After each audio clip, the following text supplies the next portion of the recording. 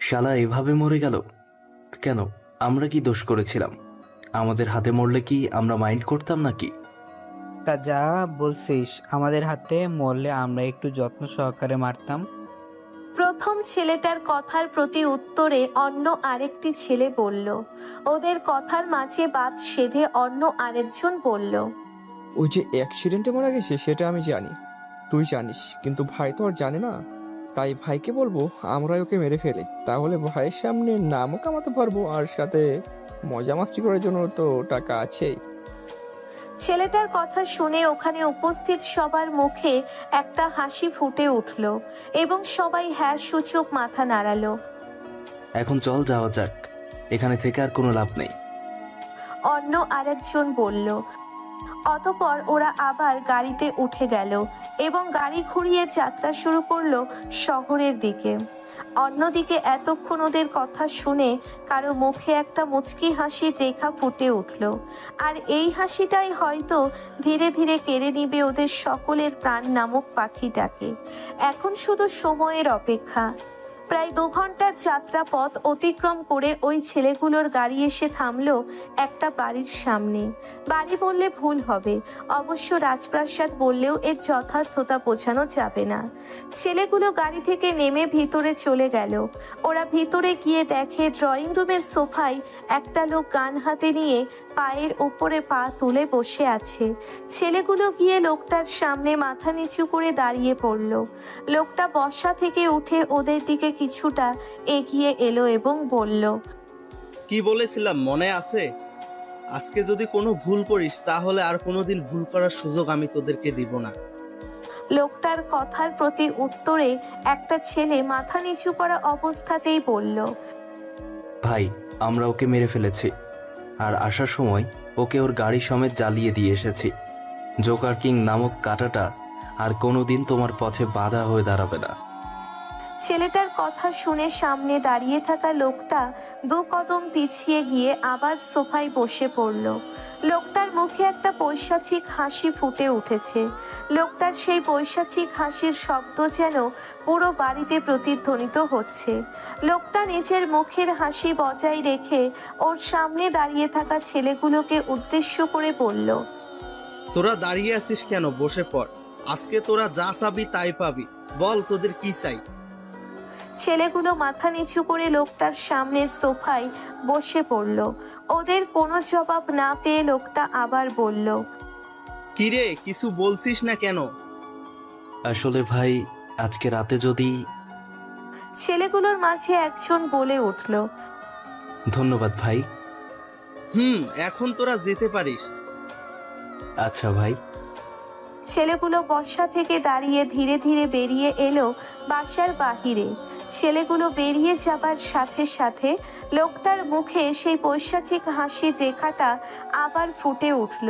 লোকটা নিজের হাতে থাকা গানটার দিকে তাকিয়ে থেকে বলল, মনে আছে তুই আমাকে বলেছিলি জোকার কিংকে মারা নাকি দুঃস্বপ্ন ছাড়া আর কিছুই না। আজ দেখ, সেই দুঃস্বপ্নকে বাস্তবে রূপদান করে দিল এই ডেভিল কিং।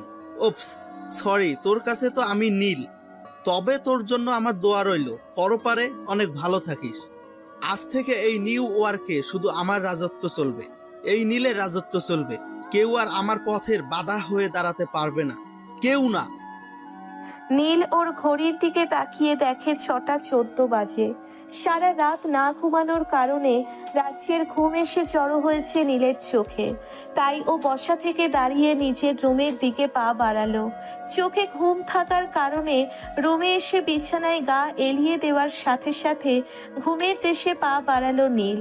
তবে ওর চোখে শান্তির ঘুম বিরাজ করলেও অন্য একজনের চোখে এখন ঠিকই প্রতিশোধের আগুন জ্বলছে, যে আগুন হয়তো ধীরে ধীরে জ্বালিয়ে পুড়িয়ে ছাই করে দিবে ওদের সকলের জীবন। নীল মিটমিট করে চোখ খুলে শোয়া থেকে উঠে বসলো। বালিশের নিচ থেকে নিজের ফোনটা বের করে দেখে ঘড়িতে সময় 2:54।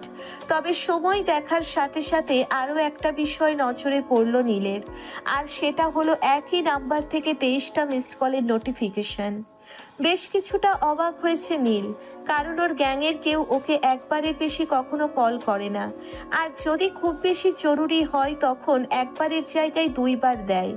এটা নীল নিজেই ওদেরকে বলে দিয়েছে এবং এটা সবাই শুরু থেকেই মেনে এসেছে। কিন্তু নীলের প্রশ্ন হলো, কি এমন কাজ যার জন্য 23বার কল দেওয়া লাগবে? নাম্বারটা অবশ্য নীলের ফোনে সেভ করাই আছে। রাতে যে ছেলেগুলো এসেছিল নীলের সাথে দেখা করতে, তাদের মধ্যেই একজনের নাম্বার এটা। সকল জল্পনা কল্পনা বাদ দিয়ে নীল ওই নাম্বারটাতে একটা কল করলো। সেই তখন থেকে রিং হয়ে চলেছে, কিন্তু অপর প্রান্ত থেকে কলটা কেউ রিসিভ করছে না। নীলের মনে কিছুটা হলেও দুশ্চিন্তা দানা বাঁধতে শুরু করে দিয়েছে। তাই ও ওই ছেলেটার সাথে থাকা অন্য একটা ছেলের নাম্বারে কল দিল, কিন্তু এই ছেলেটার নাম্বারও বন্ধ। ওদের 5 জনের একটা গ্যাংয়ের মতো, যাদের সবাইকে নীল খুব ভালো করেই চেনে। নীলের জন্যে ওরা কাজ করে আসছে গত 4 বছর ধরে। হামজা, হিমেল, সাব্বির, নাজমুল আর সাহিল, ওদের 5 জনের সম্পর্ক এতটাই গভীর যে একজনকে ছাড়া অন্যজন অসম্পূর্ণ। নীলকে হামজা কল দিয়েছিল 23 বার, আর নীল একটু আগে যাকে কল দিল সে ছিল সাহিল। নীল বাকি 3 জনকেও একে একে কল করতে থাকে, কিন্তু হিমেল আর সাব্বিরের নাম্বারও বন্ধ বলছে। নীলের দুশ্চিন্তা যেন ক্রমশ বেড়েই চলেছে। নীল কাঁপা কাঁপা হাতে নাজমুলের নাম্বারে কল দিল।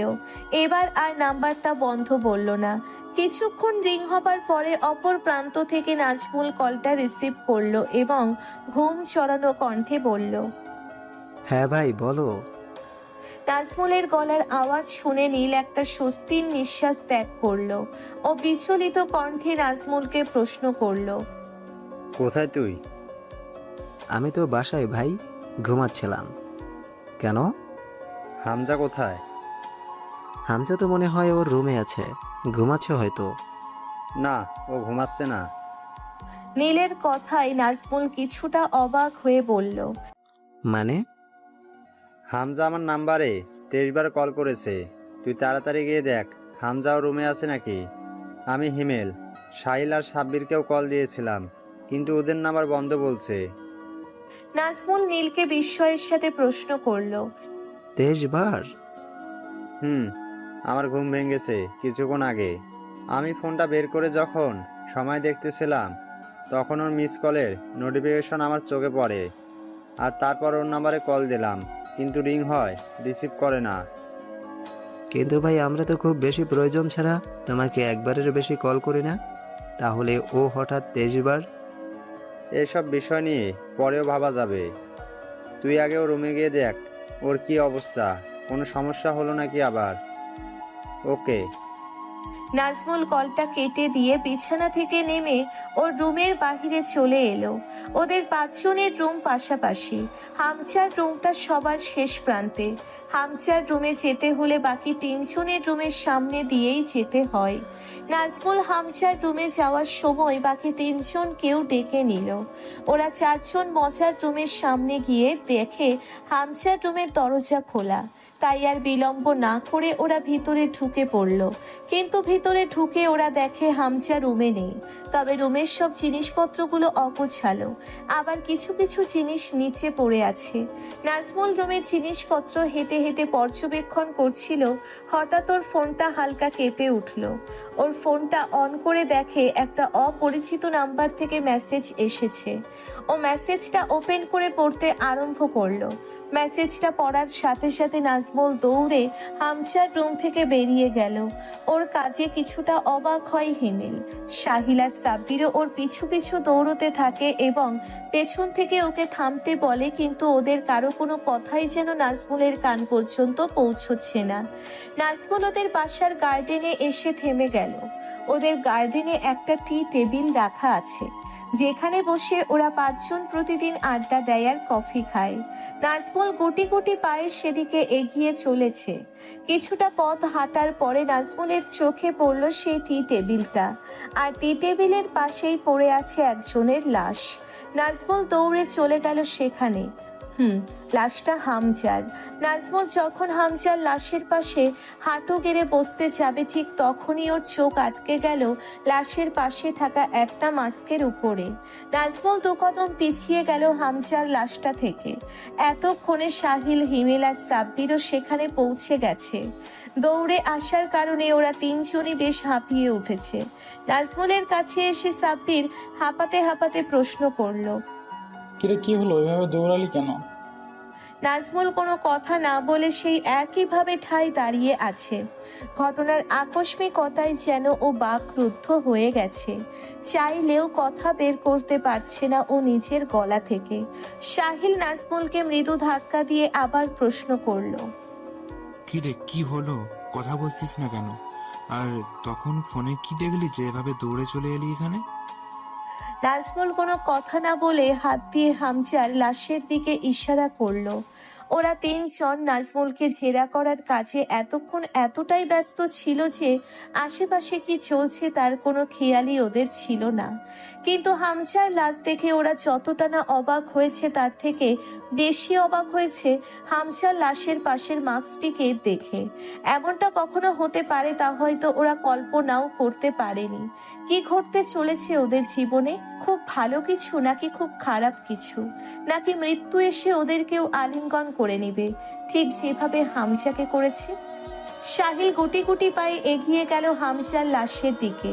ও হামজার লাশের সামনে হাঁটু গেড়ে বসে পড়ল এবং লাশের পাশে রাখা মাস্কটিকে নিজের হাতে তুলে নিল। মাস্কটিকে হাতে নিয়ে বেশ ভালোভাবে পর্যবেক্ষণ করে দেখছে ও। এটি একটি জোকারের মাস্ক, তবে মাস্কটির একপাশে কিছুটা রক্তের দাগ লেগে রয়েছে। সাহিল ধীরে ধীরে পা বাড়ালো ভাবনার জগতে। নানা ধরনের চিন্তা এসে উদয় হচ্ছে ওর মাথায়। জোকার কিন্তু আমাদের চোখের সামনে ওর গাড়ি সমেত আগুনে পুড়ে মারা গেল, তাহলে হামজার লাশের পাশে জোকারের মাস্ক এলো কোথা থেকে?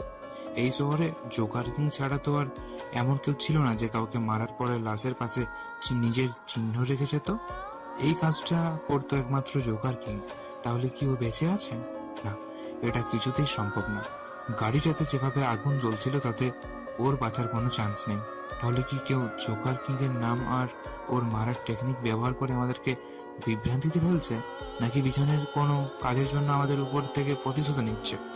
জোকার কিং এর চরিত্রের ফায়দা উঠিয়ে যাতে আমরা এটাকে কোনো ভূত প্রেতের কাহিনী ভেবে ভুল করি। কিন্তু বর্তমানে 2020 সালে দাঁড়িয়ে এসব কথা বিশ্বাস করা আর খাবারের ছবি দেখে নিজের ক্ষুধা নিবারণ করা দুটোই ভিত্তিহীন। সাহিলের ধ্যান ভাঙলো কাঁধে কারো হাতের ছোঁয়া পেয়ে। ও পিছনে তাকিয়ে দেখে সাব্বির দাঁড়িয়ে আছে। সাহিল বসা থেকে উঠে দাঁড়ালে নাজমুল আর হিমেল ও ওর পাশে এসে দাঁড়ালো। হিমেল সাহিলের হাত থেকে জোকারের মাস্কটা নিতে নিতে বলল, হামজার লাশের পাশে জোকারের মাস্ক কোথা থেকে এলো? হিমেলের প্রশ্নের প্রতি উত্তরে সাহিল বলল, জানি না কিভাবে এলো।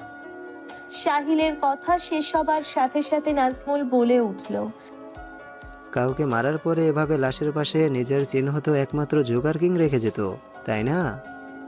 নাজমুলের কথায় বাকি তিনজন হ্যাঁ সূচক মাথা নাড়ালো। তাহলে কি জোকার কিং বেঁচে আছে?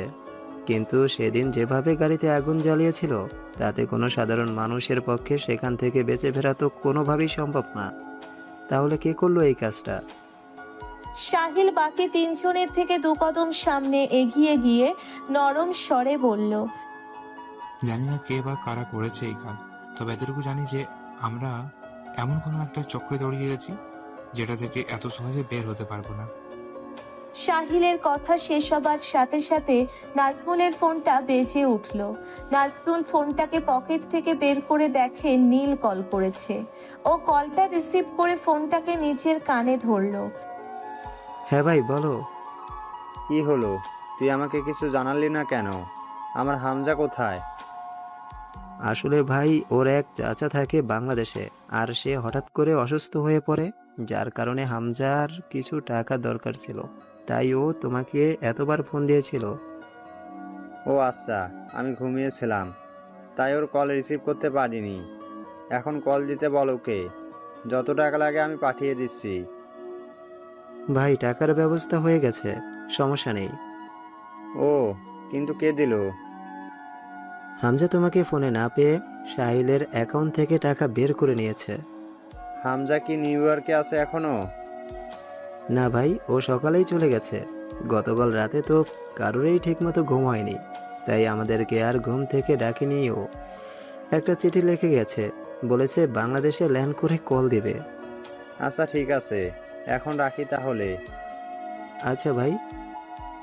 নাজমুল কলটা কেটে দিয়ে একটা স্বস্তির নিঃশ্বাস ছাড়লো। হিমেল ওর দিকে অবাক চোখে তাকিয়ে আছে। পুরো বিষয়টা এখনো ঠিকঠাকভাবে বুঝে উঠতে পারেনি ও। নাজমুলের দিকে জিজ্ঞাসুর দৃষ্টিতে তাকিয়ে হিমেল বলল। তুই ভাইকে মিথ্যে বললি কেন? নাজমুল হিমেলের কাঁধে হাত রেখে বলল। তোর বেঁচে থাকার ইচ্ছা আছে নাকি নিজের অকাল মৃত্যু চাস? নিজের মৃত্যু কে চায়? হ্যাঁ, এই যে তুই চাস। আমি আবার কখন নিজের মৃত্যু চাইলাম? কেন? একটু আগেই তো চাইলি। মানে তুই কি বলছিস? আমি কিছু বুঝতে পারছি না। ভাই যদি জানতে পারে যে হামজা মারা গেছে আর ওর লাশের পাশে জোকারের মাস্ক পরে আছে, তাহলে আজকেই আমাদের এই পৃথিবীতে শেষ দিন। শেষ দিন কেন হতে যাবে? তুই এই বুদ্ধি নিয়ে গ্যাংস্টার হতে এসেছিস ভাই। মানে নিউ ইয়র্কে একমাত্র জোকার কিংই ছিল যে কাউকে মারার পরে নিজের মাস্কটা লাশের পাশে রেখে যেত, আর হামজার পাশে জোকারের মাস্ক পেয়েছি আমরা, যাতে বোঝা যায় যে জোকার কিং এখনো বেঁচে আছে। গতকাল রাতে ভাইকে আমরা বলে এসেছি যে জোকার কিংকে আমরা মেরে ফেলেছি। তো ভাই যদি এখন এই ঘটনা জানতে পারে, তাহলে আমাদের বেঁচে থাকার আর কোনো সম্ভাবনাই নেই। কিন্তু জোকার কিন্তু গতকাল রাতে আমাদের চোখের সামনে ওর গাড়ি সহ পুড়ে মারা গেছে। তাহলে ও এখানে কি করে আসতে পারে? নাজমুল হিমেলের কাঁধ থেকে হাতটা নামিয়ে কিছুটা সামনে এগিয়ে গিয়ে বলল। সেটা তো আমিও ভাবছি, মরে যাওয়া মানুষ কিভাবে এসে অন্য আরেকজনকে মারতে পারে। নাজমুলের কথার জবাবে সাব্বির কাঁপা কাঁপা গলায় বলল। আচ্ছা, এটা কোনো ভূত বা প্রেত আত্মার কাজ নয় তো? সাব্বিরের কথা শুনে নাজমুল ওর দিকে ঘুরে তাকালো এবং কিছুটা বিরক্তি নিয়ে বলল। ধুর, 2020 সালে এসে এইসব লেম কথাবার্তা বলিস না তো, শুনতে অকওয়ার্ড লাগে। নাজমুলের কথার প্রতি উত্তরে সাহিল বলল। আমার কি মনে হয় জানিস, এমন কেউ আছে যে হয়তো জানে যে জোকার কিং এর মৃত্যুর সাথে আমরা জড়িত, আর সেই নিউজটার ফায়দা নিয়ে ও আমাদের সাথে এইসব করছে। হতে পারে, কিন্তু কে আমাদের সাথে এমন করতে পারে বলতো? তোর মনে আছে কয়েকদিন আগে সিয়াম আমাদেরকে থ্রেট দিয়েছিল যে ও আমাদের সবাইকে মেরে ফেলবে এক এক করে? কোন ছিয়াম? আরে মাফিয়া গ্যাংয়ের। ও মনে পড়েছে। আমার মনে হয় হামজাকে সিআই খুন করেছে। খুন করার পরে হামজার লাশের পাশে জোকারের মাস্ক রেখে গেছে যাতে আমরা বিভ্রান্ত হয়। হতে পারে। হতে পারে না, এটাই হয়েছে। তাহলে এখন কি করবি? এখন তো সিয়ামকে পরপারে পাঠাবে। সাহিলের কথায় নাজমুলের মুখে একটা হাসি ফুটে উঠল। ও হাসতে হাসতে বলল। তাহলে চল বেরিয়ে পড়ি, শুভ কাজে দেরি করা ঠিক হবে না। তা না হয়ে গেলাম, কিন্তু হামজার লাশের কি করবি? আগে শিয়ামকে মারবো, তারপর হামজার দাফন করব। ওকে, আমি খবর নিচ্ছি সিয়াম এখন কোথায় আছে। নে। সাহিল পকেট থেকে নিজের ফোনটা বের করে কাকে যেন একটা মেসেজ পাঠালো এবং মেসেজ পাঠানোর সাথে সাথে ওই নাম্বারে কল করলো। কিছুক্ষণ রিং হবার পরে অপর প্রান্ত থেকে কেউ একজন কলটা রিসিভ করলো। হ্যাঁ ভাই বলো। তোকে একজনের নাম এবং ছবি পাঠিয়েছি, দেখ ও এখন কোথায় আছে, কি করছে, সব ডিটেলস আমার চাই উইদিন 5 মিনিটস। ওকে ভাই, আমি 5 মিনিটের মধ্যে তোমার ফোনে সব ডিটেলস পাঠিয়ে দিচ্ছি। ওকে। সাহিল কলটা কেটে দিল এবং সামনে থাকা টি টেবিলে ওরা চারজন বসে পড়ল। 5 মিনিট পরে সাহিলের ফোনটা হালকা কেঁপে উঠল। ও ফোনটা অন করে দেখে ওই নাম্বার থেকে একটা মেসেজ এসেছে। সাহিল মেসেজটা ওপেন করে পড়তে আরম্ভ করলো। মেসেজটা পড়া শেষ হলে ওর মুখে একটা মুচকি হাসি ফুটে ওঠে আর ও বসা থেকে উঠে দাঁড়ায়। সাহিলের হাবভাব দেখে হিমেল বলল, কি রে, কি হলো? উঠলি কেন? আর এভাবে হাসিস কেন? সাহিল ফোনটা নিজের পকেটে রেখে হিমেলের দিকে তাকিয়ে বলল, শ্যামের ঠিকানা পেয়ে গেছি, চল শুভ কাজটা করে আসি। কোথায় আছে ও? মিড পয়েন্টের এক কপি শপে বসে কফি খাচ্ছি। ওকে চল, আমি গ্যাংয়ের বাকিদেরকেও জানিয়ে দিচ্ছি। আরে ধুর, মশা মারতে গিয়ে এখন কামান ব্যবহার করবি নাকি? ওর জন্য আমরা 4 জনই যথেষ্ট। ওকে চল তাহলে। অতঃপর ওরা 4 জন বাসা থেকে বের হয়ে গাড়িতে উঠে পড়ল। গন্তব্য মিড পয়েন্টের ওই কফি শপ যেখানে শিয়াম বসে আছে। জায়গাটা ওদের বাসা থেকে বেশি দূরে না হওয়ার কারণে মাত্র 20 মিনিটেই ওরা ওদের কাঙ্ক্ষিত গন্তব্যে পৌঁছে গেল। ওরা গাড়ি থেকে নেমে কফি শপের ভিতরে চলে গেল। দুপুরের সময় হওয়ার কারণে কফি শপ মানুষের তেমন আনাগোনা নেই। হাতে গোনা 2 থেকে 3টে টেবিলে কয়েকজন মানুষ বসে আছে।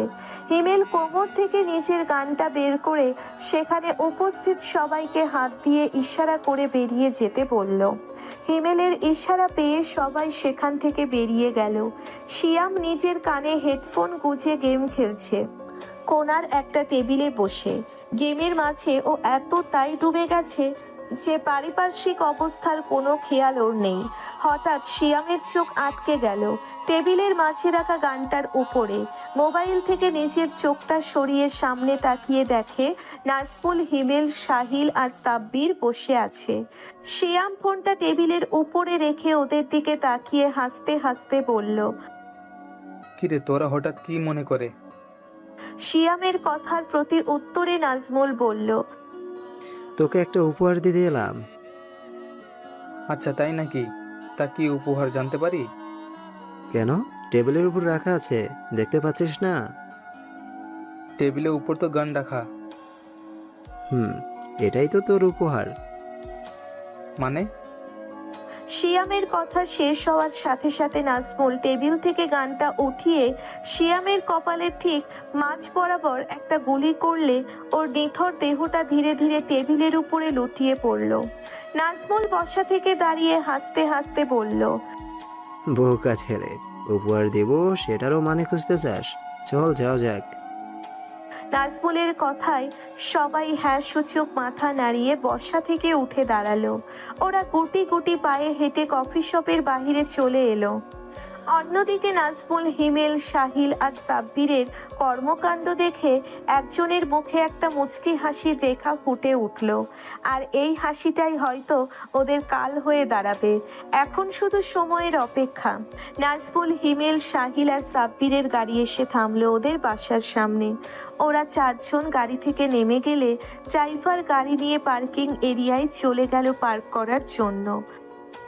সাহিল নাজমুলের দিকে তাকিয়ে বলল, সবকিছু তো হলো, এখন চল আগে হামজার দাফনের কাজটা করে ফেলি। সাহিলের কথায় বাকি 3 জন হ্যাঁ সূচক মাথা নাড়ালো এবং নাজমুল বলল, চল। অতঃপর ওরা 4 জন ভিতরে চলে গেল। হামজার দাফন কাজ শেষ করতে করতে প্রায় সন্ধ্যা হয়ে গেছে। ঘড়িতে এখন সময় 6টা বেজে 34 মিনিট। কিছুক্ষণ পরে মাগরিবের আজান প্রচারিত হবে নিউ ইয়র্কের প্রতিটা মসজিদ থেকে।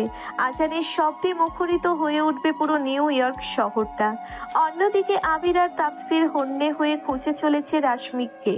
গতকাল বিকাল থেকেই রাশমিকের কোনো খোঁজ খবর পাচ্ছে না ওর। ফোনটাও বন্ধ, তাই দুশ্চিন্তার পরিমাণটা যেন আরো বেড়ে যাচ্ছে। নানা ধরনের উদ্ভট চিন্তা এসে জড়ো হচ্ছে ওদের মাথার ভিতরে। সারাদিন খোঁজাখুঁজির পরে মাত্র বাসায় এসে পৌঁছলো ওরা। আবির আর তাপসির বাসার ভিতরে ঢুকে ড্রয়িং রুমের সোফায় বসে পড়ল। আবির কিছুটা কাত হয়ে সোফায় নিজের গা এলিয়ে দিয়ে নিজের চোখ দুটো বন্ধ করে নিল। আবিরের কর্মকাণ্ড দেখে তাপসির বলল, কিরে, শরীর খারাপ লাগছে নাকি? তাফসিরের কথা শুনে আবির কিছুক্ষণ ওর দিকে তাকিয়ে থেকে নিচু স্বরে বলল, না। তাহলে? একটা হিসাব কিছুতেই মেলাতে পারছি না। কিসের হিসেব? ভাই হঠাৎ করে কোথায় গায়েব হয়ে গেল? আমাদেরকে পর্যন্ত কিছু জানালো না। এছাড়াও ভাইয়ের কোনো বিপদ হলো না তো? ভাইকে বলেছিলাম সাথে করে গার্ড নিয়ে যেতে, কিন্তু ভাই শুনেনি, এমনকি আমাদেরকেও নেয়নি সাথে। দুশ্চিন্তা করে কিছুই হবে না আবির। আমার মনে হয় ভাই কোনো কাজে ব্যস্ত আছে, কাজ শেষ হলে চলে আসবে। এর আগে ভাই যখনই কোনো কাজে গেছে আমাদেরকে আগে জানিয়েছে, কিন্তু এবার বলা নেই কওয়া নেই, হঠাৎ করে কোথায় চলে গেল কিছুই বুঝলাম না। আর এবারের কাজটা হয়তো একটু বেশি গুরুত্বপূর্ণ, তাই তার আগে থেকে আমাদেরকে কিছু জানায়নি। আচ্ছা, ভাইয়ের কোনো বিপদ হয়নি তো? সবসময় নেগেটিভ ভাবা তোর অভ্যেস হয়ে দাঁড়িয়েছে, তাই না?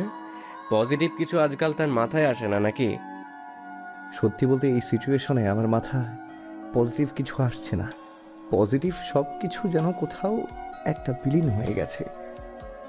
আবিরের কথা শেষ হওয়ার সাথে সাথে তাপসিরে ফোনটা বেজে উঠল। ও পকেট থেকে ফোনটা বের করে দেখে রাহুল কল করেছে। তাপসির 7-5 কোনো কিছু না ভেবে কলটা রিসিভ করে নিজের কানে ধরলো। হ্যাঁ রাহুল বল। ভাই, রাশমিক ভাইয়ের কোনো খোঁজ আমরা পাচ্ছি না। ভাইয়ের গাড়িরও কোনো খোঁজ মিলছে না। হদিস মিলছে না বললেই হয়ে গেল? পুরো নিউ ইয়র্ক তন্ন তন্ন করে খোঁজ, যেভাবে হোক ভাইকে খুঁজে বের কর, নাইলে আমি কি করতে পারি আশা করি তোর ধারণা আছে। ভাই, আমরা খোঁজ চালাচ্ছি, হয়তো খুব তাড়াতাড়ি কোনো না কোনো খবর ঠিক পেয়ে যাব। আমি হয়তো তে না, নিশ্চয়তায় বিশ্বাস রাখি, আর আমি সেই নিশ্চিত খবরটাই চাই, কথাটা যেন মাথায় থাকে। ভাই, এখন তাহলে রাখছি। তাপসির রাহুলের কথার কোনো জবাব না দিয়ে কলটা কেটে দিল। তাপসিরের মুখে একটা বিরক্তির ছাপ স্পষ্ট ফুটে উঠেছে। আবির শোয়া থেকে উঠে তাপসিরের দিকে তাকিয়ে বলল, কি রে, রাহুল কি বলল? আর তোর মুখে বিরক্তির ছাপ কেন? তাপসির আবিরের প্রশ্নের প্রতি উত্তরে বলল, ভাইয়ের ফোন তো সেই গতকাল থেকেই বন্ধ, এখন আবার গাড়িরও নাকি কোনো হদিস মিলছে না। হদিস মিলছে না বললেই হয়ে গেল নাকি? আজব তো, একটা মানুষ কি হাওয়ায় উবে যাবে রাতারাতি? আমার মাথায় কিচ্ছু আসছে না, সবকিছু কেমন গুলিয়ে যাচ্ছে। আচ্ছা, আর দুশ্চিন্তা করিস না, ভাইয়ের কিছু হয়নি, দেখবি কয়েকদিন পর ঠিকই চলে আসবে। রাত অনেক হয়েছে, যা খেয়ে নে। তুই খাবি না? আমার গলা দিয়ে এখন খাবার নামবে না। তোর গলা দিয়ে যদি খাবার না নামে তাহলে তুই এটা কিভাবে ভেবে নিলি যে আমার গলা দিয়ে নামবে? না খেলে অসুস্থ হয়ে পড়বি। এই একই কথাটা তো তোর ক্ষেত্রেও প্রযোজ্য। তাপসিরের কথা শেষ হবার সাথে সাথে ওর ফোনটা হালকা কেঁপে উঠল। তাপসির পকেট থেকে নিজের ফোনটা বের করে দেখে একটা অপরিচিত নাম্বার থেকে মেসেজ এসেছে। তাপসির মেসেজটা ওপেন করে পড়া আরম্ভ করলো। মেসেজটা পড়ার সাথে সাথে তাপসিরের মুখে একটা মুচকি হাসির রেখা ফুটে উঠল, যা আবিরের চোখ এড়ালো না।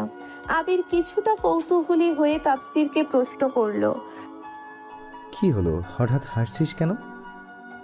তাপসির নিজের ফোনটা আবিরের দিকে এগিয়ে দিয়ে বলল, এটা পড়, বুঝতে পারবি। আবির তাপসিরের হাত থেকে ফোনটা নিয়ে মেসেজটা পড়তে শুরু করলো। পড়া শেষ হলে আবির হাসতে হাসতে ফোনটা তাপসিরের দিকে এগিয়ে দিল এবং বলল, মিলল তো যা বলেছিলাম। এখন চল, খেয়ে দিয়ে একটা ঘুম দিই, খুব ঘুম পাচ্ছে। চল। তাপসির মুচকি হেসে বলল। অতঃপর ওরা দুজন বসা থেকে উঠে ডাইনিং টেবিলে চলে গেল খাবার খাওয়ার জন্য। ওরা ডাইনিং টেবিলে গিয়ে বসার সাথে সাথে একজন শেফ এসে ওদেরকে খাবার সার্ভ করে দিল। আবির আর তাপসির খাওয়া দাওয়া শেষ করে নিজেদের রুমে চলে গেল ঘুমানোর জন্য। বলাই বাহুল্য, আবির আর তাপসির একই রুমে থাকে। ওরা দুজনেই বেশ ক্লান্ত থাকার কারণে বিছানায় গা এলিয়ে দেবার সাথে সাথে পা বাড়ালো ঘুমের দেশে। অন্যদিকে নাজমুল, হিমেল আর সাহিল ওদের বাসার ড্রয়িং রুমের সোফায় বসে বেশ হাসাহাসি করে গল্প করছে, কিন্তু সাব্বির মনমরা হয়ে ওদের দিকে কিছুটা দূরে মাথা নিচু করে বসে আছে, যেটা সাহিলের চোখ এড়ালো না। সাহিল নাজমুল আর হিমেলের পাশ থেকে উঠে সাব্বিরের পাশে গিয়ে বসলো। ঘাড়ে কারো হাতের ছোঁয়া পেয়ে সাব্বির মাথা উঁচু করে দেখে সাহিল বসে আছে। সাহিলের দিকে এক নজর তাকিয়ে সাব্বির আবার নিজের মাথা নিচু করে ফেললো। সাহিল কিছুটা নিচু স্বরে সাব্বিরকে প্রশ্ন করলো, কি হলো, তুই এভাবে একা একা মন মরা হয়ে বসে আছিস কেন এখানে? সাব্বির মাথা নিচু রেখে সাহিলের দিকে একবার তাকালো এবং বলল, হামজা আর আমাদের মাঝে নেই, ভাবতে পারছি না রে। কিন্তু সবাইকে তো একদিন না একদিন চলে যেতেই হয়, তাই না? ওর হায়াত হয়তো এই পর্যন্তই ছিল, তাই আল্লাহ ওকে নিয়ে গেছেন। কান্না মিশ্রিত কণ্ঠে বলল, তাই বলে এভাবে? আল্লাহ কখন কাকে কিভাবে নেবেন সেটা তো আর আমরা ঠিক করতে পারি না, তাই না? এখন তুই এভাবে মন খারাপ করে থাকিস না, যা তাড়াতাড়ি রেডি হয়ে আয়। সাব্বির সাহিলের দিকে জিজ্ঞাসুর দৃষ্টিতে তাকিয়ে প্রশ্ন করলো, রেডি হবো মানে? আরে 11টা বাজে, এখন রেডি না হলে কখন হবি? 11টা বাজার সাথে আমার রেডি হওয়ার কি সম্পর্ক? আরে 12টায় আমাদেরকে নেটিভ নাইট ক্লাবে যেতে হবে, তোর মনে নেই? ও, কিন্তু আমি যাব না রে, তোরা যা ঘুরে আয়, আমি বাসায়ই থাকবো। আরে সেটা কিভাবে হবে বল? আমরা 3 জন যাব আর তুই একা একা বাসায়। সাহিলের কথা শেষ হবার সাথে সাথে নাজমুল আর হিমেল ওদের সামনে এসে দাঁড়ালো। কিরে, কি হয়েছে সাব্বিরের? আরে ও বলছে পার্টিতে নাকি যাবে না, কিন্তু কেন? হামজার জন্য মন খারাপ করছে। সাহিলের কথা শেষ হলে নাজমুল হাঁটু গেড়ে সাব্বিরের সামনে বসে পড়ল এবং হাত দিয়ে সাব্বিরের মাথা উঁচু করে বলল, যে চলে গেছে তার জন্য মন খারাপ করে কি হবে বল? কারো জন্য তো আর জীবন থেমে থাকে না, তাই না? তাই মন খারাপ না করে বরং ওর জন্য দোয়া কর, যাতে আল্লাহ ওকে জান্নাতবাসী করেন। নাজমুলের কথার প্রতি উত্তরে সাব্বির হ্যাঁ সূচক মাথা নাড়ালো। হয়েছে, এখন আর মন খারাপ না করে রেডি হয়ে আয়, আমাদের সাথে চল, দেখবি মন ভালো হয়ে যাবে। সাব্বির বসা থেকে উঠতে উঠতে বলল, না আমি যাব না, তোরা যা। কথাটা বলে সাব্বির নিচের রুমের দিকে হাঁটা শুরু করলো। হিমেল ওকে পেছন থেকে ডাক দিলে নাজমুল হাত দিয়ে ইশারা করে হিমেলকে থামতে বলল। সাব্বির নিজের রুমে এসে বিছানায় গা এলিয়ে দিল। অনেক পুরনো স্মৃতি এসে জড়ো হচ্ছে ওর মাথায়, যার বেশিরভাগই আনন্দদায়ক, আবার কিছু কিছু হয়তো সামান্য বেদনাদায়কও বটে। নাজমুল, হিমেল আর সাহিল আবার গিয়ে সোফায় বসে পড়ল। হিমেল নাজমুলের দিকে তাকিয়ে বলল, আমাকে তখন সাব্বিরকে ডাকতে মানা করলি কেন? হিমেলের প্রশ্নের প্রতি উত্তরে নাজমুল বলল, ওকে এখন একটু একা থাকতে দে। হামজার মৃত্যু ও এত সহজে মেনে নিতে পারবে না। কিন্তু আমার মনে হয় আমাদের সাথে গেলে ওর মনটা ভালো হয়ে যেত। না, আমাদের সাথে গেলে ও আরো বেশি মনমরা হয়ে যেত।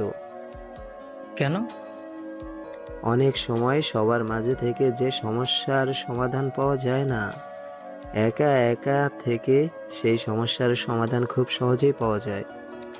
আর সাব্বিরের একা থাকাটাই এখন ওর জন্য সবচেয়ে বেশি ভালো হবে। নাজমুলের কথা শেষ হলে সাহিল পকেট থেকে নিজের ফোনটা বের করে দেখে ঘড়িতে সময় 11টা বেজে 14 মিনিট। সাহিল নাজমুল আর হিমেলকে উদ্দেশ্য করে বলল, কইটা বাজে সে খেয়াল আছে তোদের? এখন না বের হলে তো আবার দেরি হয়ে যাবে, যা তাড়াতাড়ি রেডি হয়ে আয়। সাহিলের কথার প্রতি উত্তরে হিমেল বলল, আমি তো রেডি আছি। নাজবুল, তুই? আমিও রেডি, চল। ওকে চল তাহলে। অতঃপর ওরা 3 জন বসা থেকে উঠে বাসার বাহিরে চলে এলো। বাসার বাহিরে এসে নাজমুল গেটটাকে বাহির থেকে লক করে দিল, যাতে রাত করে বাসায় ফিরলে কোনো সমস্যা না হয়। আজকে আর ড্রাইভারকে ডাকেনি ওরা, নিজেরাই ড্রাইভ করবে। হিমেল আর সাহিলকে গেটের সামনে দাঁড় করিয়ে নাজমুল চলে গেল পার্কিং এরিয়ায় গাড়ি বের করতে। গাড়ি বের করে গেটের সামনে আসলে হিমেল আর সাহিলও গাড়িতে উঠে পড়ল। ওদের গাড়ি চলতে শুরু করলো নেটিভ নাইট ক্লাবের উদ্দেশ্যে। প্রায় 40 মিনিটের যাত্রাপথ অতিক্রম করে ওরা নাইট ক্লাবের সামনে এসে পৌঁছলো। পার্কিং এরিয়ায় গাড়ি পার্ক করে ওরা 3 জন ভিতরে চলে গেল। ঘড়িতে সময় রাত 3টে বেজে 54 মিনিট। নাজমুল, হিমেল আর সাহিলের গাড়ি এসে থামলো ওদের বাসার সামনে। সাহিল আর হিমেল গাড়ি থেকে নেমে পড়ল। গাড়ি থেকে নেমে হিমেল নাজমুলকে উদ্দেশ্য করে বলল, গাড়িটা পার্ক করে আয় যা। নাজমুল ভ্রু কুঁচকে তাকালো হিমেলের দিকে এবং বলল, তোর বাপের চাকর তো আমি। যাওয়ার সময় গাড়ি বের করলাম আমি, চালিয়ে গেলাম আমি, আবার আসার সময়ও আমিই চালিয়ে এলাম। কেন, তোরা কি প্রতিবন্ধী নাকি? হাত পা নেই তোদের? আমি পারবো না গাড়ি পার করতে। তোদের দুজনের মধ্যে কেউ একজন পার করে আয় যা। সাহিল হিমেলের দিকে মায়া ভরা দৃষ্টিতে তাকিয়ে বলল, হিমেল তুই যা, ওকে? আমার পা অনেক ব্যথা করতেছে। এখন তো পা ব্যথা করবেই, কাজ করার সময় আসছে না। যেভাবে বলছিস মনে হচ্ছে যেন আমি কোনো কাজই করিনি। তুই তো অনেক কাজ করিস, সারাদিন শুধু বসে বসে গিলিস। ওই গিলি মানে কি? হ্যাঁ, মার্জিত ভাষায় বল খায়। একটা উষ্টা দিয়ে না তোমার মার্জিত ভাষা আমি বের করে দিব, বুঝলা? নাজমুল গাড়ি থেকে নেমে ওদের কথার মাঝে বাদ সেধে বলল, ওই, তোরা বাচ্চাদের মতো কি শুরু করলি? হ্যাঁ হিমেল, তুই যা, গাড়ি পার করে আয় গিয়ে। হিমেল গাড়িতে উঠতে উঠতে বলল, আমাকে তো যেতে হবে, আমি তো একমাত্র কামলা, তাই না? আমি গাড়ি পার করে আসা পর্যন্ত এখানেই থাকবি। যদি এক চুলো নড়িস এখান থেকে, তাহলে ঘুষি মেরে নাক ফাটিয়ে দিব। হিমেলের কথার প্রতি উত্তরে নাজমুল হাসতে হাসতে বলল, থাকবো, তুই যা। অতঃপর হিমেল পার্কিং এরিয়ায় চলে গেল গাড়ি পার্ক করার জন্য। গাড়ি পার্ক করে এসে দেখে নাজমুল আর সাহিল আগের জায়গাতেই দাঁড়িয়ে আছে। হিমেল ওদের কাছে গেলে ওরা তিনজন ভিতরে চলে গেল। গেটের চাবি ওদের কাছে থাকায় আর গেট খোলার অপেক্ষা করতে হলো না। নাজমুল যখন চাবি দিয়ে গেট খুলতে যাবে তখনও খেয়াল করলো যে গেট আগে থেকেই খোলা আছে। নাজমুল কিছুটা অবাক হয়ে সাহিল আর হিমেলের দিকে তাকালো। নাজমুলের অবাক চাহনি দেখে সাহিল বলল, কি রে, ওভাবে তাকিয়ে আছিস কেন? যাওয়ার সময় কি আমরা গেট লক করে যাইনি? তুই নিজেই তো আমাদের সামনে গেট লক করলি, তাহলে এখন আবার এমন প্রশ্নের মানে কি? গেট তো খোলা। মানে? দেখ তুই। নাজমুলের কথা মতো সাহিল কিছুটা সামনের দিকে ঝুঁকে দেখে সত্যিই গেটটা খোলা। হিমেল মাঝখান থেকে হাই তুলতে তুলতে বলে উঠল, আরে সাব্বির হয়তো খুলে রেখেছে আমাদের জন্য। এখন এত গোয়েন্দাগিরি না দেখে ভেতরে চল, খুব ঘুম পেয়েছে, ঘুমাবো। হিমেলের কথায় ওরা দুজন হ্যাঁ সূচক মাথা নাড়িয়ে গেটটা খুলে ভিতরে চলে গেল। ওরা ভিতরে গিয়ে দেখে পুরো বাড়ি ঘুটঘুটে অন্ধকারে ছেয়ে আছে। নাজমুল হিমেলকে উদ্দেশ্য করে লাইট জ্বালাতে বললে হিমেল নিজের ফোনের ফ্ল্যাশ লাইট অন করে যখন সুইচের দিকে এগোতে যাবে তখনই ও কিছু একটার সাথে হোঁচট খেয়ে মেঝেতে পড়ে যায়। হিমেলের মৃদু চিৎকারের আওয়াজ শুনে নাজমুলও নিজের ফোনের ফ্ল্যাশ লাইট অন করে হিমেলের দিকে ধরে, কিন্তু সামনে তাকানোর সাথে সাথে নাজমুলের হাত থেকে ওর ফোনটা পড়ে গেল। ও দু কদম পিছিয়ে গেল নিজের অবস্থান থেকে। বাসায় এসে যে এমন কিছু দেখতে হবে তা হয়তো নাজমুলের কল্পনারও বাহিরে ছিল। নাজমুল ঠাই দাঁড়িয়ে আছে একই জায়গায়, ওর হাত পা যেন বরফের মতো জমে যাচ্ছে ধীরে ধীরে। ঘটনার আকস্মিকতায় বাকরুদ্ধ হয়ে গেছে নাজমুল। নাজমুলের এভাবে চুপ থাকা দেখে সাহিল বলে উঠল, নাজমুল কি হলো তোর? আর মোবাইলটা ফেলে দিলি কেন? লাইটটা জ্বালা। নাজমুলের কোনো সারা শব্দ না পেয়ে সাহিল আবার বলে উঠল, আচ্ছা দাঁড়া, আমিই জ্বালাচ্ছি। কথাটা বলে সাহিল নিজের ফোনের ফ্ল্যাশ লাইটটা অন করে ধীরে ধীরে লাইটের সুইচের দিকে এগিয়ে গেল এবং লাইটটা অন করে ও যখন নাজমুলের দিকে তাকালো তখনই ওর নজর পড়ল মেঝেতে পড়ে থাকা সাব্বিরের লাশের উপরে। হিমেল সেই একইভাবে মেঝেতে পড়ে আছে। ও কিছুটা আতকে উঠল সাব্বিরের লাশ দেখে। সাহিল গুটি গুটি পায়ে এগিয়ে গেল সাব্বিরের লাশের দিকে। তবে সাব্বিরের লাশ দেখে সাহিল যতটা না অবাক হয়েছে তার থেকে বেশি অবাক হয়েছে সাব্বিরের লাশের পাশে পড়ে থাকা জোকারের মাস্কটাকে দেখে। সাহিল সাব্বিরের লাশের সামনে এসে বাম হাঁটু মাটিতে রেখে ডান হাত দিয়ে জোকারের মাস্কটাকে তুলে নিল। হামজার মতো এই মাস্কটারও এক কোণায় কিছুটা রক্তের দাগ লেগে রয়েছে। সাহিল মাস্কটিকে হাতে নিয়ে উঠে দাঁড়ালো। ও বেশ ভালোভাবে পর্যবেক্ষণ করে দেখছে মাস্কটিকে, তবে কোনো কিছুই যেন ওর মাথায় ঢুকছে না। সব কেমন তালগোল পাকিয়ে যাচ্ছে ওর কাছে। হিমেল কিছুটা স্বাভাবিক হয়ে মেঝে থেকে উঠে সাহিলের পাশে এসে দাঁড়ালো। ও কোনো কথা না বলে সাহিলের হাত থেকে জোকারের মাস্কটা নিয়ে খুঁটিয়ে খুঁটিয়ে দেখছে কোনো কিছু পাওয়া যায় কিনা। হিমেল কিছুটা স্বাভাবিক হলেও নাজমুলের কোনো পরিবর্তন নেই। ও সেই আগের জায়গাতেই ঠাই দাঁড়িয়ে আছে, কোনো হেলদোল নেই। সাহিল বিষয়টি লক্ষ্য করে গুটি গুটি পায়ে হেঁটে নাজমুলের সামনে দিয়ে দাঁড়িয়ে নিচু স্বরে বলল, কিরে, কি হয়েছে তোর? এভাবে দাঁড়িয়ে আছিস কেন? নাজমুলের কোনো জবাব না পেয়ে সাহিল ওকে মৃদু ধাক্কা দিয়ে নিজের অবস্থানের জানান দেবার চেষ্টা করলো। সাহিলের মৃদু ধাক্কায় যেন ধ্যান ভাঙলো নাজমুলের। ও সামনে তাকিয়ে দেখে চোখে কিছুটা রাগের আভা নিয়ে সাহিল ওর দিকে তাকিয়ে আছে। নাজমুল এদিক ওদিক তাকাতে তাকাতে বলে, কি হলো, তুই ওভাবে আমার দিকে তাকিয়ে আছিস কেন? তাহলে কি করব? মানে? তোকে তো সেই কখন থেকে ডেকে চলেছি, কিন্তু তোর তো সেদিকে কোনো ভ্রুক্ষেপই নেই। নাজমুল নিজের চোখের পানি ছেড়ে দিয়ে বলে, থাকবে কিভাবে বল?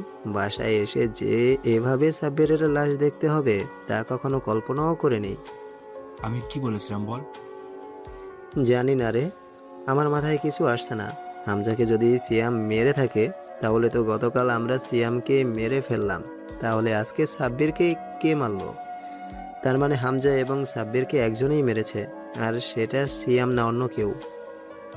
কিন্তু সেই অন্য কেউটা কে? জানি না কে সে, তবে হামজা আর সাব্বিরকে যেভাবে মারলো তাতে আমি নিশ্চিত যে ও বা ওরা আমাদের তিনজনকেও মারতে চাইবে। আর আমাদেরকে যদি বাঁচতে হয় তাহলে ওই অন্য কেউটাকেও খুঁজে বের করতে হবে, না হলে আমাদের পরিস্থিতিও হবে হামজা এবং সাব্বিরের মতো। যাকে মানুষ চিনে তাকে না হয় খুঁজে বের করা সম্ভব, কিন্তু মরিজিকাকে কিভাবে খুঁজে বের করবি তুই? যাকে আমরা চিনি না, যাকে আমরা কখনো দেখিনি, যার সম্বন্ধে আমাদের বিন্দুমাত্র কোনো ধারণা নেই, তাকে কিভাবে খুঁজে বের করব? জানি না কিভাবে খুঁজে বের করব বা আদৌ খুঁজে বের করতে পারবো কিনা, কিন্তু যদি বেঁচে থাকতে হয় তাহলে তো এটা করতেই হবে। এছাড়া আমাদের কাছে আর কোনো অপশন নেই। নাজমুলের কথা শেষ হবার সাথে সাথে হিমেল বলে ওঠে, আমার মনে হয় এই অন্য কেউটা আর কেউ না, স্বয়ং জোকার কিং নিজে। হিমেলের কথার প্রতি উত্তরে সাহিল কিছুটা বিস্ময়ের সাথে বলল, পাগল হয়ে গেলি নাকি? যে মারা গেছে সে কিভাবে এইসব কাজ করতে পারে? আমার মনে হয় জোকার কিং মারা যায়নি, ও এখনো বেঁচে আছে। No chance. ওই দিন গাড়িতে যেভাবে আগুন জ্বলছিল তাতে কারো বেঁচে থাকা অসম্ভব। আচ্ছা, আমরা কি নিজের চোখে দেখেছি যে জোকার কিং আগুনে পড়ে মারা গেছে? আমরা দেখেছি শুধু গাড়িতে আগুন জ্বলতে। ও তো গাড়িতেই ছিল, তাহলে? এমনও তো হতে পারে যে ও গাড়ি থেকে হয়তো বেরিয়ে গিয়েছিল। হিমেলের কথায় হ্যাঁ সূচক মাথা নাড়িয়ে নাজমুল বলে উঠল, হিমেলের কথায় যুক্তি আছে সাহিল। আমরা কিন্তু নিজের চোখে কেউই দেখিনি যে ও গাড়িতে ছিল বা পুড়ে মারা গেছে। তাহলে এক কাজ করি, চল। কি কাজ? ওর গাড়িটা তো মনে হয় এখনো ওই জঙ্গলেই আছে। আমরা তিনজন গিয়ে একবার চেক করে দেখে আসি, কেমন?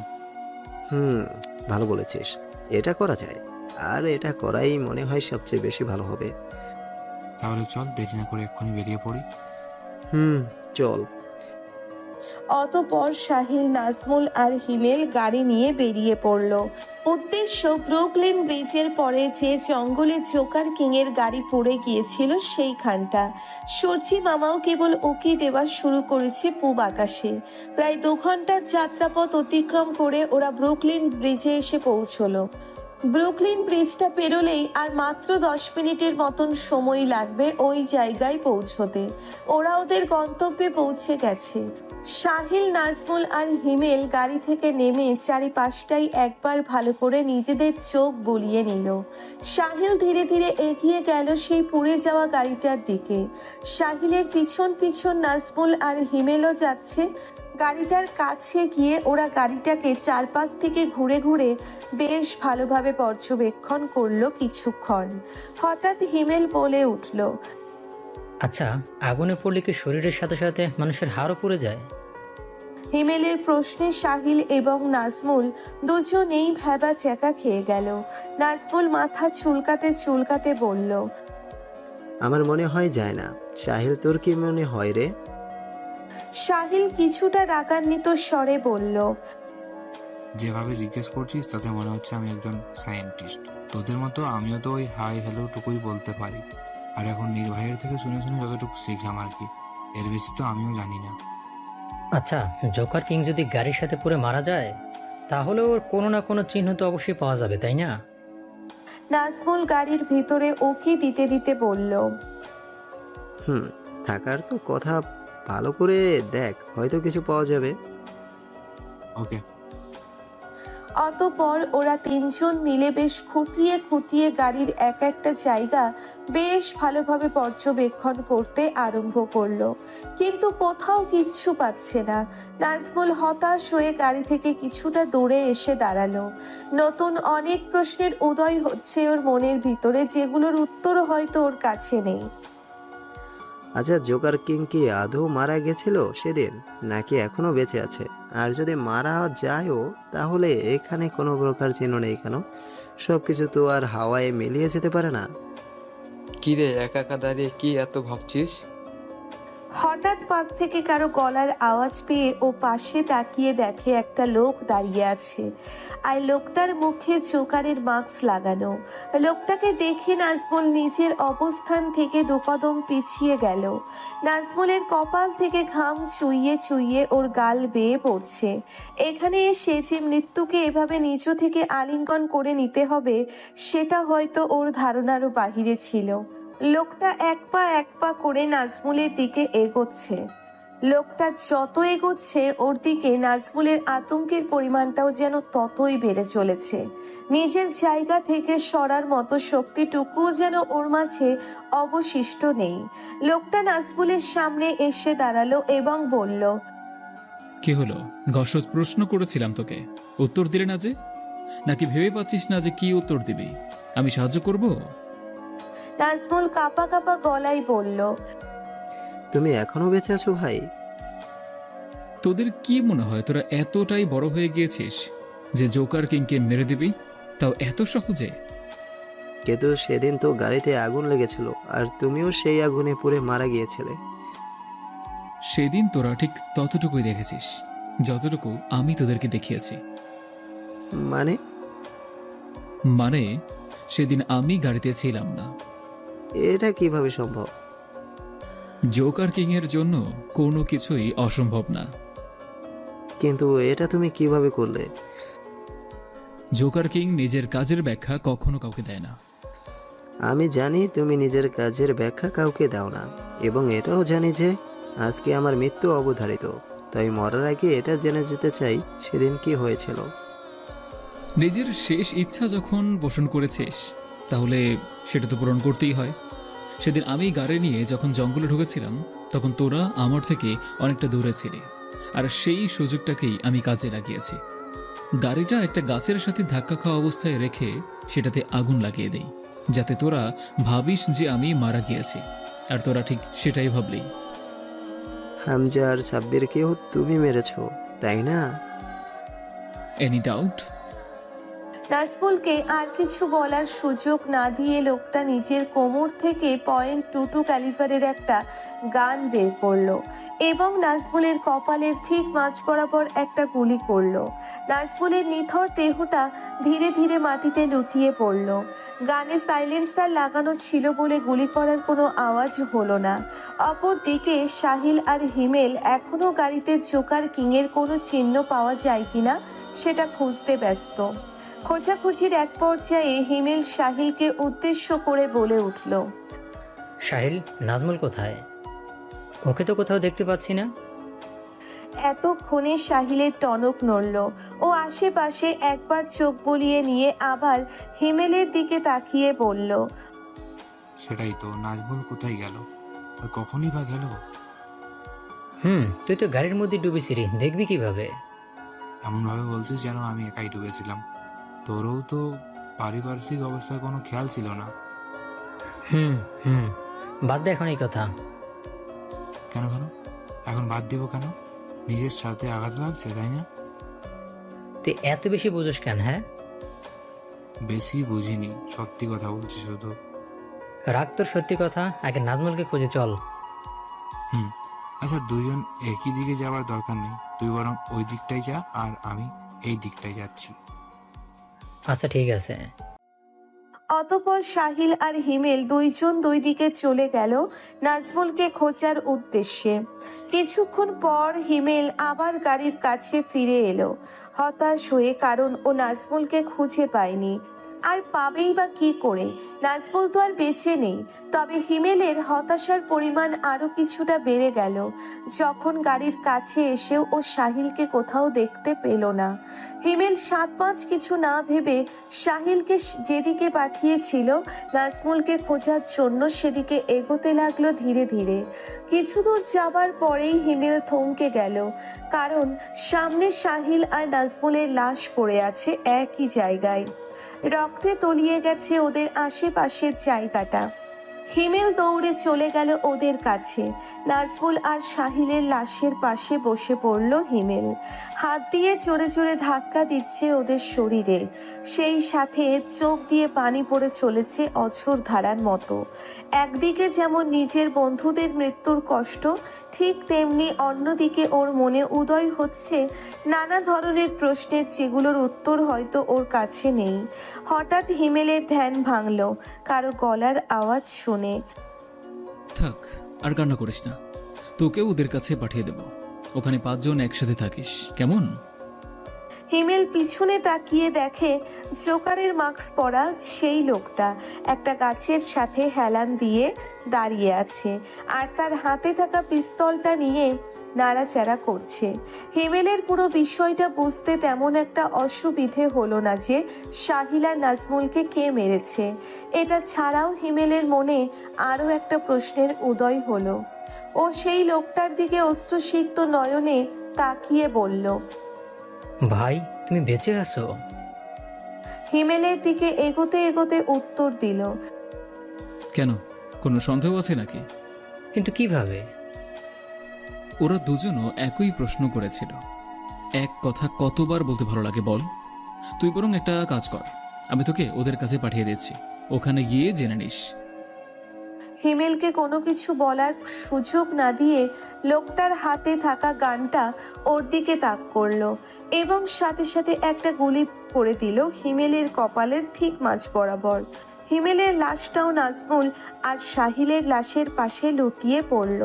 লোকটা নিজের মুখ থেকে জোকারের মাস্কটা খুলে ওদের লাশের উপরে ছুঁড়ে মারল এবং একটা মুচকি হাসি দিয়ে বিপরীত দিকে ঘুরে হাঁটতে আরম্ভ করলো। 3-4 মিনিট হাঁটার পরে লোকটা একটা বাইকের কাছে এসে পৌঁছলো। পকেট থেকে নিজের ফোনটা বের করে একটা নাম্বারে মেসেজ করে লোকটা বাইকে উঠে তার হেলমেটটা পরে নিল এবং যাত্রা শুরু করলো শহরের উদ্দেশ্যে। নীল মিটমিট করে নিজের চোখ খুলে বালিশের নিচ থেকে ফোনটা বের করে দেখে ঘড়িতে সময় দুপুর 12:53। ও বিছানা থেকে নেমে ওয়াশরুমে চলে গেল ফ্রেশ হবার জন্য। ওয়াশরুম থেকে বেরিয়ে নিজের ফোনটা হাতে নিয়ে রুম থেকে বাহিরে বেরোলো। নীল শাড়ি দিয়ে নামতে নামতে কল দিয়ে চলেছে নাজমুলের নাম্বারে। রিং হয়ে যাচ্ছে, তবে অপর প্রান্ত থেকে কেউ কলটা রিসিভ করছে না। ও একে একে সাহিল আর হিমেলের নাম্বারেও কল দেয়, কিন্তু একই অবস্থা, রিং হয় তবে রিসিভ করে না। নীল নিচে এসে সোফায় বসে পড়ল। সোফায় বসেও সাব্বিরের নাম্বারে কল দিল, কিন্তু সাব্বিরের নাম্বার বন্ধ। নিজের ফোনে নীল এতটাই ব্যস্ত যে পারিপার্শ্বিক অবস্থার কোনো খেয়াল ওর নেই। হঠাৎ নীলের ধ্যান ভাঙল কারো গলার আওয়াজ শুনে। কিরে, কাকে কল দিচ্ছিস? নাজমুলকে নাকি সাহিলকে? হ্যাঁ, নাকি হিমেলকে নাকি সাব্বিরকে? কাকে? নীল পাশে তাকিয়ে দেখে রাসমিক বসে আছে। রাসমিককে দেখে নীল কিছুটা শিউরে উঠল। ওর হাত থেকে ফোনটা পড়ে গেল। এসি চলা সত্ত্বেও নীলের অবস্থা ঘেমে একাকার। রাসমিকের দিকে তাকিয়ে নীল কাঁপা কাঁপা গলায় বলে উঠল, তুই এখানে কিভাবে এলি? তুই তো... নীলের মুখ থেকে কথাটা কেড়ে নিয়ে রাসমিক বলল, আমি মরে গেছি। কে, তাই তো? নীল হ্যাঁ সূচক মাথা নাড়ালো। রাসমিকে নীলের দিকে তাকিয়ে মুচকি হেসে বলল, তোর কি মনে হয় যে আমাকে মেরে ফেলা এতটাই সহজ? এর আগেও তো 2বার চেষ্টা করেছিলে, তখন কিছু বুঝিসনি। তুই আমার বন্ধু ঠিকই, কিন্তু আমার সম্বন্ধে তোর এখনো অনেক কিছু জানার বাকি আছে। তবে তুই চিন্তা করিস না, তোকে আমি আর কোনো কষ্ট করতে দেব না। এমনিতেই আমাকে 3বার মারার চেষ্টা করে তোর ব্রেনে অনেক প্রেশার পড়েছে। আমি চাই না তোর এই ছোট্ট মগজের উপরে আর কোনো চাপ পড়ুক। নীল কিছুটা থতমত খেয়ে বলল, 3বার মারতে চেয়েছি মানে? আমার কপালে কি কোথাও বোকা লেখা আছে? নীল না সূচক মাথা নেড়ে বলল, বিশ্বাস কর, আমি এসবের কিছু জানি না। ভুল। ভুল অবশ্যই আমি একটা করেছি, আর সেটা হলো তোকে বাঁচিয়ে রেখে। তোর হয়তো কোথাও কোনো ভুল হচ্ছে, তুই আমাকে ভুল বুঝছিস। আমি এসবের কোনো কিছুর সাথেই যুক্ত নই। তাই? আচ্ছা, আমি যদি তোর কথা বিশ্বাসও করে নেই, তাহলে তুই আমাকে এটা বল যে আমি মরে গেছি সেটা তুই কিভাবে জানলি? কারণ তুই তো আমাকে মারার প্ল্যানের সাথে যুক্ত নস, তার মানে তো আমি তোর কাছে জীবিত, তাই না? নীল অবাক দৃষ্টিতে তাকিয়ে আছে রাশমিকের দিকে। এমন কোনো প্রশ্নের সম্মুখীন হবার জন্যে হয়তো মানসিকভাবে প্রস্তুত ছিল না। নীল আমতা আমতা করে বলল, আমাকে আবির আর তাসরিফ জানিয়েছে। তাই? হুম। আবির, তাফসির? রাশমিকের ডাক শুনে আবির আর তাপসির দরজার আড়াল থেকে বেরিয়ে রাশমিক যে সোফায় বসেছিল তার পিছনে এসে দাঁড়ালো। রাশমিক নিজের মাথাটা ওদের দিকে অল্প একটু ঘুরিয়ে তাপসিরকে প্রশ্ন করলো, তোরা নাকি আমার মৃত্যুর খবর নীলাকে জানিয়েছিস? রাশমিকের প্রশ্নের প্রতি উত্তরে তাপসির বলে উঠল, ভাই, গ্যাংয়ের সবাই জানে তুমি নিখোঁজ, তাই আমরা তোমাকে হন্যে হয়ে খুঁজেছি। গ্যাংয়ের বাহিরে আর একটা কাকপক্ষীও জানে না যে তুমি নিখোঁজ, আর সেখানে মৃত্যুর খবর তো দূরেই থাক। তাপসিরের এমন উত্তর শুনে নীল ভ্যাবাচ্যাকা খেয়ে গেল। আবির আর তাপসির এভাবে এসে যে এখানে উপস্থিত হবে সেটা হয়তো নীলের ধারণার বাহিরে ছিল। নীল বসা থেকে দাঁড়িয়ে এক পা করে পিছোতে পিছোতে দরজার সামনে চলে গেল। দরজার সামনে গিয়ে নীল রাশমিকের দিকে তাকিয়ে বাহিরে হাত দিয়ে ইশারা করে চেঁচিয়ে চেঁচিয়ে নিজের গার্ডসদের ডাকতে আরম্ভ করলো, guards, guards, where are you mad peoples, come fast. নীলের কর্মকাণ্ড দেখে রাশমিক বসা থেকে দাঁড়িয়ে পড়ে এবং মুচকি হেসে দরজার দিকে এগোতে এগোতে বলে, কাকে ডাকছিস তুই? আমার গার্ডসদের। একটু বাইরের দিকে নিজের দৃষ্টিপাত করে দেখতো কয়জন গার্ড এসেছে।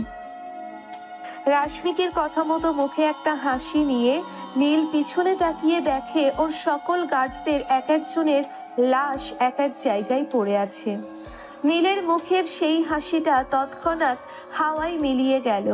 নীল নিজের ঘাটটাকে আবার রাশমিকের দিকে ঘুরিয়ে লক্ষ্য করলো।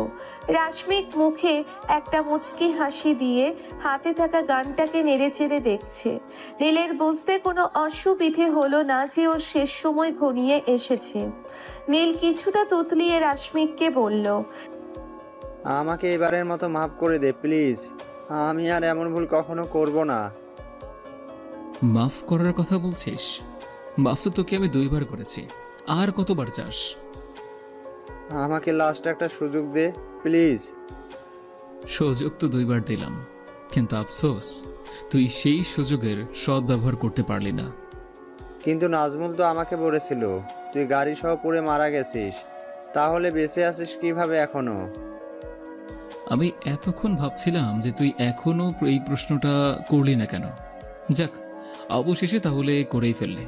কিন্তু মৃত্যুর আগে এমন প্রশ্ন করে কি মজা পাস তোরা, আমি বুঝি না। তোর এই 5 চেলাও মরার আগে আমাকে এই একই প্রশ্ন করেছিল, আমি উত্তর দিতে দিতে বিরক্ত হয়ে গিয়েছি, তাই এখন আর ইচ্ছা নেই। তুই ওদেরকে মেরে ফেলেছিস? নীলের প্রশ্নের প্রতি উত্তরে রাশমিক মুচকি হেসে বলল, এনি ডাউট? নীলকে আর কিছু বলার সুযোগ না দিয়ে নিজের হাতে থাকা গানটা নীলের দিকে তাক করে ওর বুকের বাপাশে পরপর 3টে গুলি করলো রাশমিক। নীলের পুরো শার্ট রক্তে লাল হয়ে গেছে, ওর নিথর দেহটা ধীরে ধীরে মাটিতে লুটিয়ে পড়ল। রাশমিক হাত দিয়ে আবির আর তাফসিরকে ইশারা করে নিজের দিকে ডাকলো। রাশমিকের ইশারা পেয়ে ওরা দুজন ওর পাশে এসে দাঁড়ালো। রাশমিক আবিরের দিকে তাকিয়ে ওকে প্রশ্ন করলো, এই 2 দিনে আমার কুকুরগুলোকে ঠিকমতো খাবার দিয়েছিলি? আবির কিছুটা ইতস্তত হয়ে বলল, না ভাই, আসলে তোমাকে খোঁজাখুঁজির কাজে এতটা ব্যস্ত ছিলাম যে ওই দিকে আর খেয়াল ছিল না। বাহ, বেশ ভালো। তার মানে ওরা 2 দিন ধরে না খাওয়া। আবির মাথা নিচু করে নিচু গলায় বলল। হ্যাঁ ভাই। রাশমিক মুচকি হেসে পড়ল, এই লাশগুলোকে নেওয়ার ব্যবস্থা কর। বেশ কয়েকদিন ধরে ওরা মানুষের মাংস খেতে পারেনি, আজকে বরং একটু মজা করুক। আচ্ছা ভাই। আবির পকেট থেকে নিচের ফোনটা বের করে বাসার বাহিরে চলে গেল। বাসার বাহিরে এসে ও কাকে যেন কল করলো। কিছুক্ষণ রিং হবার পরে অপর প্রান্ত থেকে কেউ একজন কলটা রিসিভ করলো। হ্যাঁ ভাই বলো। নীলের বাসা থেকে লাশগুলো নিয়ে যায় সে। কোথায় নিয়ে যাব? কুকুরগুলো বেশ কয়েকদিন ধরে মানুষের লাশের গন্ধ পায়নি, তাই আজকে বরং ওরা একটু জলসা করুক। আচ্ছা ভাই, আমি এক্ষুনি লোক পাঠিয়ে দিচ্ছি। ওকে, এখন রাখলাম। আচ্ছা।